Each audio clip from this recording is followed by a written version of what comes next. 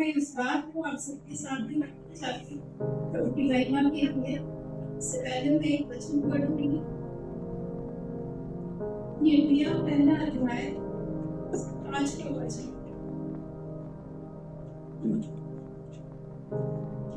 गर्भ में रचने से पहले ही मैंने कुछ पर चिन्ह लगाया और उत्पन्न होने से पहले ही तेरा अभिषेक। यिर्मयाह उसका पहला अध्याय उसका 5वां वचन। गर्भ में रचने से पहले ही मैंने तुझ पर चित्त लगाया और उत्पन्न होने से पहले ही मैंने तेरा अभिषेक किया।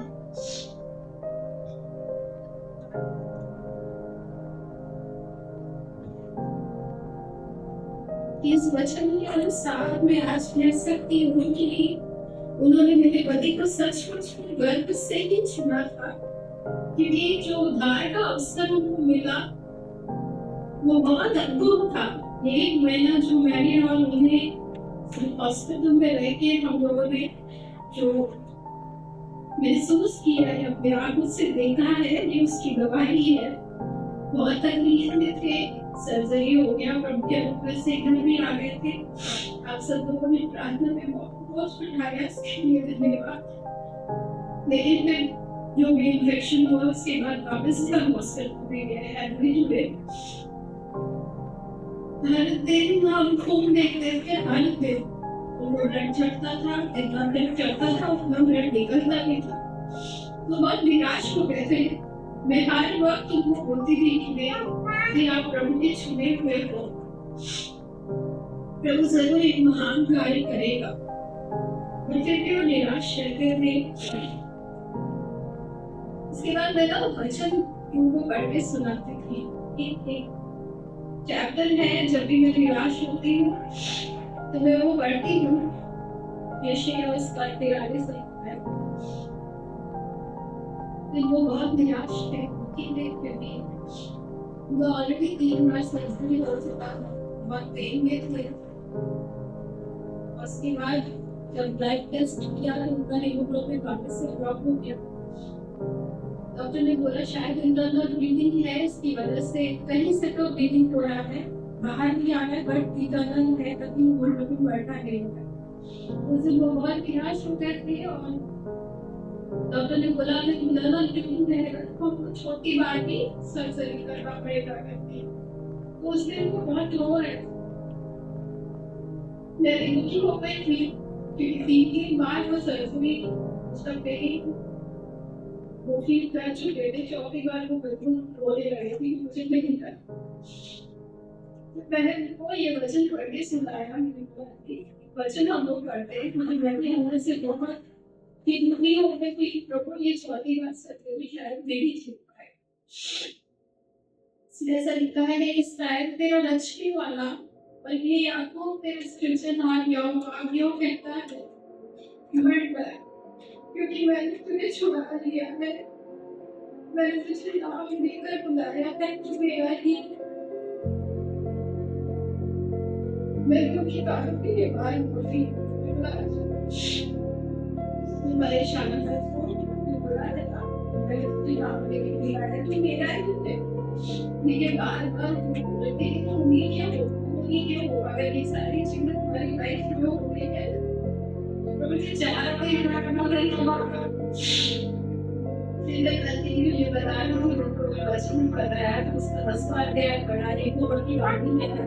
तो मेरे साक्षी हो और मेरे दास जिन्हें मैंने इसलिए चुना है कि समझ कर मेरी प्रतीति करो और ये जान लो कि मैं वही हूँ।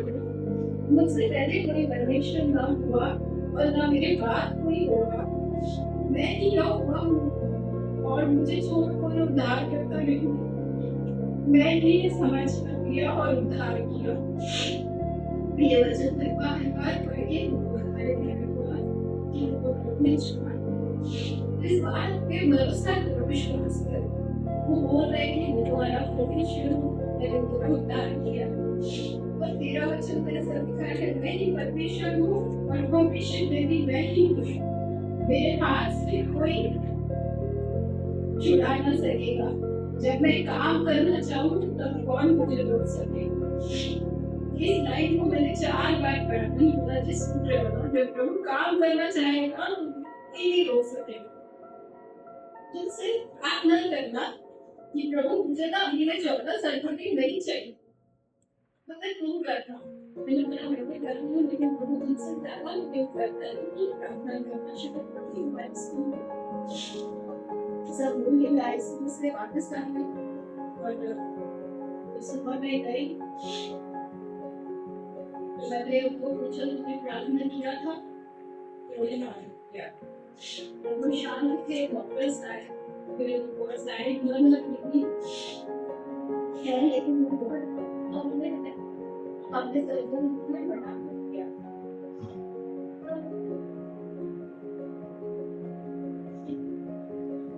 उनके कानून में ये लाइन पड़ा कि हमने सर्जरी के लिए बड़ा कर दिया है। सर्जरी को मना किया कि 24 सर्जरी नहीं करें। ये सब लोग चले गए तो मेरे काम में बोलते हैं कि मुझे इतना अच्छा लग रहा है। मुझे क्या हो गया? तो बोलते हैं प्रभु ने मेरी प्रार्थना सुन ली। मैंने बोला कि प्रभु मैं कुछ फर्दर सर्जरी नहीं चाहिए। तो मुझे एक भी करने चाहिए जब शरीर में।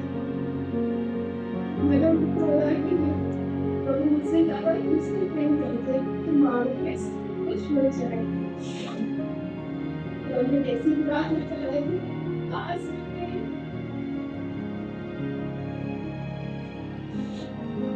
22 तारीख को हम लोगों का जैसे कन्वर्सेशन हो रहा था। उन्होंने खाना बंद कर दिया। मुझे खूब नहीं लग रहा कि वो जबरदस्ती खाने की जरूरत नहीं है।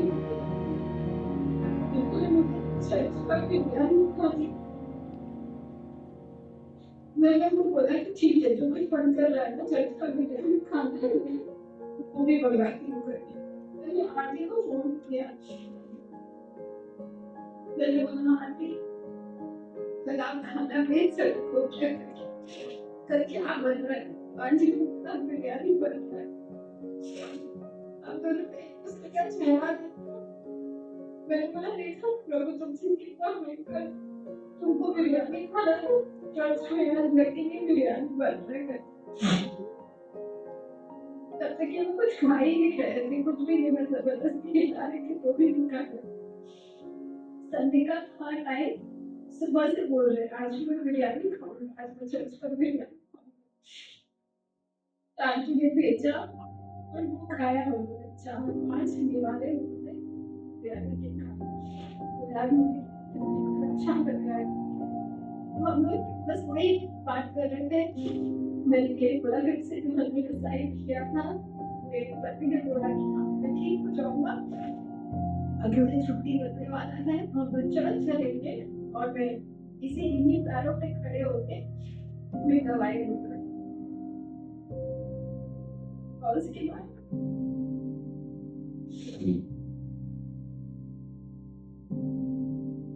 अपने घर वाले को बहुत याद है।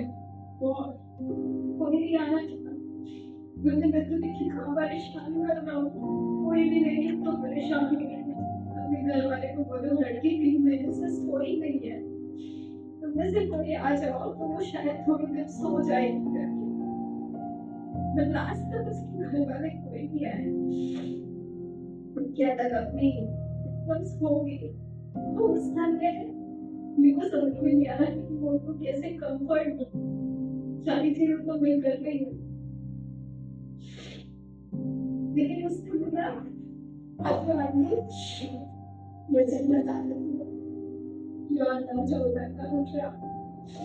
तो मैं उसके उनको बैठ के सुनाया, कैसे वजन मेरे सामने आया मुझे नहीं पता। बिजनेस में आप नहीं कर रहे तो मेरा नाम नहीं छोड़ो।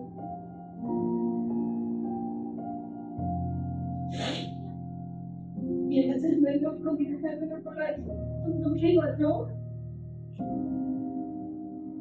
और उसके दिखा है कि मेरा नाम नहीं छोड़ूंगा, मैं तुम्हारे पास आऊंगा।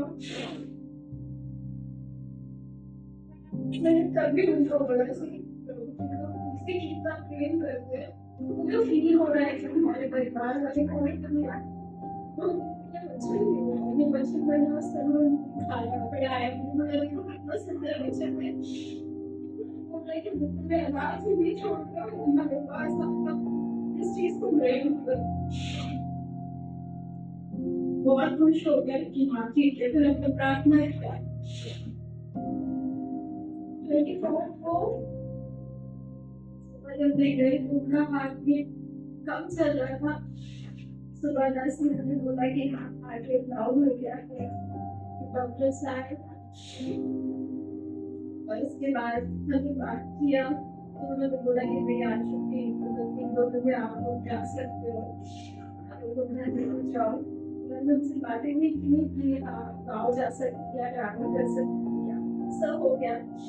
बाद में उनका एक ब्लड टेस्ट किया तो उसमें हीमोग्लोबिन वापस से कम निकला। मैंने मेरे पति की तरफ देखा तो वो बहुत निराश हो गए, कुछ नहीं बोल रहे थे, शांति से लेटे हुए थे। मैंने उनको पूछा तो उन्होंने बोला कि तुम्हारे दिमाग में क्या चल रहा है।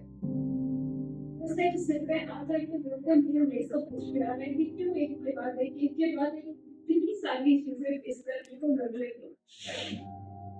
तो मैंने उनको पूछा, मैंने प्रार्थना किया था, मैंने प्रार्थना नहीं, मैंने बोला आपको समय है तो प्रार्थना करो, सच में करो, ये शरीर में आपको दे देता है, आपको वो करना है वो करो। मेरा शरीर मेरी आत्मा में आपको दे देगा। मुझे बोला ठीक है, वो प्रार्थना करते हैं। मेरा पैर इतना दर्द हो रहा था कि मैं सारे आदमी से करूँ। 4:30 बज गए थे, मैं खड़ी हुई, बोल रहे थे तुम बैठ जाओ बैठ जाओ। मैंने बस ऐसा थोड़ा घुटना टेका कि मेरे पैर में बहुत दर्द हो रहा। मुझे बोलते तुम नीचे क्यों बैठ रही हो, मैंने बोला ऐसे। तुम प्रार्थना करने के लिए बैठ रही हो क्या? प्रार्थना करने के लिए नहीं बैठ रही थी, मेरे पैर इतना दर्द हो रहा है। मैंने बोला चलो ठीक है, प्रार्थना लिखता है तो चलो हम प्रार्थना करें। घूमने करके अब मैंने उनको बोला कि भले ही तुम मुझसे कुछ नहीं बोलो, लेकिन अपने सामने ही गलतियां तो तुम जानते हो, उनके सामने मान लो और कोई चीज बोले शर्म में आपका नहीं, सिर से लेके पैर तक शर्म को आगे आज मेरी तरफ मने में देंगे और उनकी प्रार्थना किया। उसके बाद उन्होंने बोला गया कि शादी के रिलीजियस खाना ये गई और इन्हें मुझे देखा और फिर बस बिजनेस आ गया और उन्होंने आगे नहीं करे। ये बहुत वो व्यक्ति पर मुझे मैंने एक ही कि हम ही एक 15 मिनट पहले हमने क्वेश्चन का फिर आगे सिर्फ 15 मिनट हमने ये प्रार्थना की थी, ये प्रभु ये शरीर आपको दे दे, ये आत्मा आपको दे दे, जितनी भी गलती आपकी सबके लिए माफ करे। मेरे खानों में आवाज आई कि एक फल भी प्रभु ने व्यर्थ नहीं किया, कि वह सोच के भी कुछ गलत सोच रहे, प्रभु ने उसको प्योर हार्टेडली उसके वशदार किया। प्रभु ने अपने पास किया। मेरे कानों में मेरे को यही सुनाई दे रहा था, मैं रो रही थी, यही सुनाई दे रहा था और आगे हो गया। मेरे प्रभु का धन्यवाद देते थे वो समय प्रभु ने मेरे को दिया तो फिर जब हम वहाँ गए, सब लोग बयानों की बात को लेके गए, वहाँ पे लोग अपने हिसाब से जो करना तो वो कर रहे थे। वहाँ पे मुझे मेरे क्वेश्चन का आंसर मिला। जब से शादी हुई तब से मैं यही सोचती थी कि मेरा पति एग्जैक्ट मेरे अपोजिट है, मुझे क्यों जोड़ा, क्यों ऐसा इंसान मेरी लाइफ में आया और कैसे आया। वहाँ पे मुझे ये समाधान मिला, नहीं छोड़ा है। वो प्रभु को नहीं जान पाती, वहाँ पे कोई नहीं था ऐसा जो उसको उनके बारे में बता सकता या पश्चाताप कर सके, अपनी गलतियों को मान सके। तो उसने मुझे समाधान मिला। मैं पूछती थी कि आपने क्यों जोड़ा, और मैं कह सकती हूँ कि सचमुच में प्रभु ने मुझसे गर्व से चुना, उसके लिए मार्ग खोला कि वो प्रभु जान सके, पहचान सके और उद्धार में आ सके। मैं जस्ट एक जरिया थी।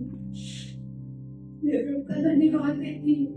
प्रभु ने सारी बातों में मेरे लिए इतनी हिम्मत प्रभु ने इकट्ठी करी, मेरे साथ रहे, हर बात में मेरी अगुवाई की। मैं बस प्रभु का धन्यवाद